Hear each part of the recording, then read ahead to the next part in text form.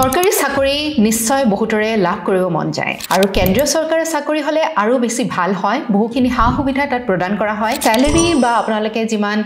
দৰমহা লাভ কৰিব হেতু উচ্চ মানদণ্ডৰ হয় আৰু সেইবাবে আপোনালোকে কি পৰীক্ষা দিব পাৰে কম্পিটিটিভ এক্সামছ বহুকেইটা আছে যিকেইটা আপোনালোকে ক্লিয়াৰ কৰি কেন্দ্ৰীয় চৰকাৰৰ আপোনালোকে নিযুক্তি লাভ কৰিব পাৰে তাৰ বাবে এটা বিশেষ অনুষ্ঠান আছে ষ্টাফ সিলেকশন কমিশন এসএসসি যি এই ধৰণৰ বিভিন্ন কেন্দ্ৰীয় চৰকাৰৰ চাকৰিৰ বাবে বিভিন্ন পৰীক্ষা পাতে এই পৰীক্ষাত আপোনালোকে বহি আপোনালোকে কম্পিটিশনটো বিট কৰি এটা চাকৰি লাভ কৰিব পাৰে এসএসসিৰ দ্বাৰা অনুষ্ঠিত কৰা হয় গ্ৰেজুৱেট লেভেলৰ এসএসসি সিজিএল য'ত আপোনালোকে অফিচাৰ ৰেংকৰ পোষ্ট লাভ কৰিব পাৰে এসএসসি সিএইচএসএল য'ত হাই সেকেন্ডাৰী লেভেলৰ পোষ্ট লাভ কৰিব পাৰে SSC MTS general duty multitasking